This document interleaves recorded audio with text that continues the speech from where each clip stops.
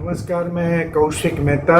Unlock आगे बढ़ता जा रहा है और कई रियायतें सरकार की ओर से दी जा रही है, लेकिन अभी भी स्कूल और कॉलेज बंद है।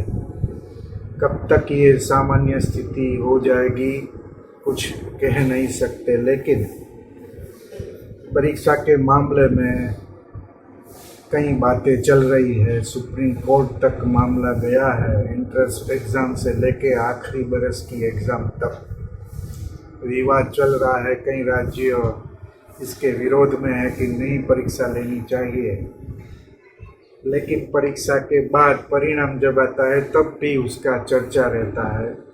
केरल का मैं एक किस्सा आपको सुनाना चाहता हूँ, इसलिए क्योंकि वहाँ 10वीं का रिज़ल्ट आया और कई छात्र फेल भी हुए। तो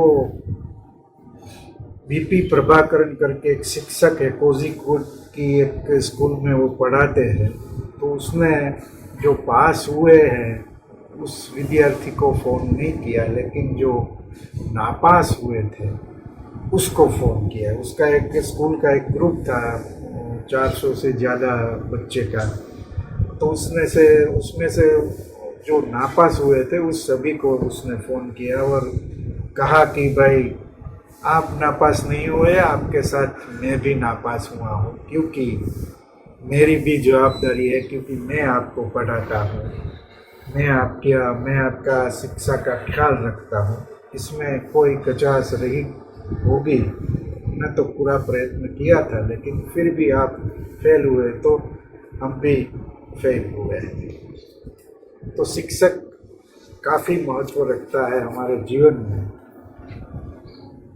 और चाणक्य ने कहा है कि शिक्षक सामान्य नहीं होता। शिक्षक के बारे में कई चर्चा है, उसकी तरफेण और इसके विरुद्ध ये दोनों पक्ष हमको सुनने में मिलता है। लेकिन एक मज़े का किस्सा है, किसी ने सोशल मीडिया पे डाला था कई समय पहले और वो वायरल भी हुआ था कि शिक्षक क्या है, शिक्षक कौन है। तो इसमें एक किस्सा है कि एक स्कूल के प्रिंसिपल रिटायर्ड होते हैं और उसके विदाई समारोह का एक प्रसंग है। तो उसमें वो प्रवचन देते हैं कि डॉक्टर उसके लड़के को डॉक्टर ही बनाना चाहते हैं, इंजीनियर होता है तो वो अपने बच्चे को इंजीनियर बनाना चाहते हैं, कोई बिजनेसमैन है वो कंपनी का सीईओ बन जाए अपना बच्चा, वैसे इच्छा रखते हैं। लेकिन एक शिक्षक अपने बच्चे को शिक्षक बनाने की इच्छा क्यों नहीं रखता? तो इस पे चर्चा होती है और समारोह में एक कंपनी के सीईओ भी हाजिर थे। उसने चर्चा में हिस्सा लेते हुए कहा कि आप शिक्षक क्यों बनना चाहते हैं? मान लो कि आप शिक्षक हैं तो आपके पास से बच्चा क्या सीख सकता है? तो इस समारोह में एक और शिक्षिका थी जिसने वो बहुत अपने विचार बहुत स्पष्टता से रखने के लिए जानी जाती थी, बहुत प्रामाणिक थी, तो उसकी ओर नज़र जाती है। तो वो उसका जवाब देता है कि शिक्षक क्यों बनना चाहिए। वो कहती है कि आपको जानना है ना कि मैं क्या बनाता हूँ, शिक्षक क्या बनाता है। फिर वो थोड़ी सेकंड रुकती है और बाद में अपनी बात रखती है कि बच्चे लोग को मैं कल्पना न करिए, आप इतनी मेहनत करवाते हैं, उसको मान लियो कि अच्छा ग्रेड न मिले, C+ मिले, तो मैं उसको ऐसा एहसास दिलाती हूँ कि ये C+ ग्रेड है ना, वो भी परमवीर चक्र जैसा ही है, क्योंकि आपकी इसमें मेहनत लगी है। जो माँ बाप अपने बच्चे को 5-10 मिनट शांत नहीं रख सकते, उसको मैं 45 मिनट के पीरियड में बिठा रखती हूँ और आईपॉड, गेम क्यूब, गैजेट के बिना मैं उसको पढ़ाती। तो ये कोई आसान बात नहीं है।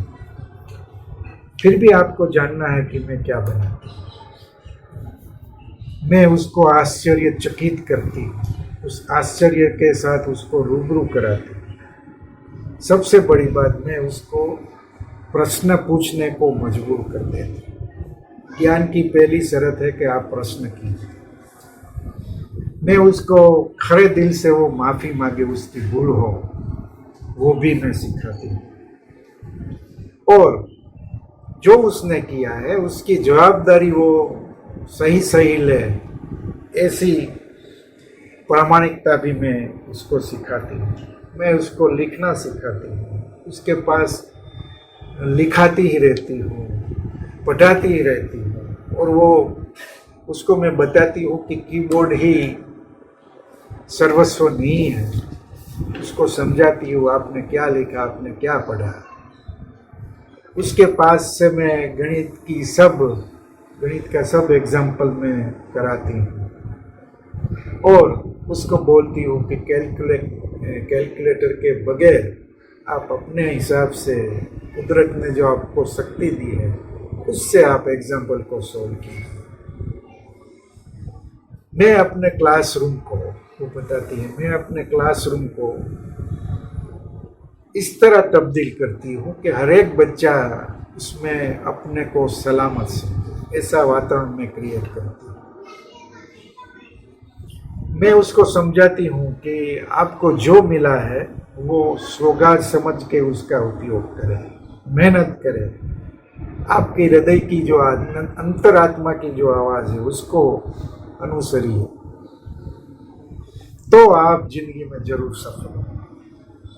या फिर वो रुकती है और फिर बोलती है कि आपको जानना है ना कि मैं क्या बनाती हूँ।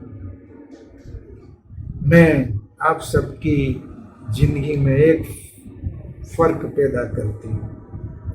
आपके बच्चों को एजुकेशन दे के उसको CEO, डॉक्टर्स, इंजीनियर बनाती हूँ।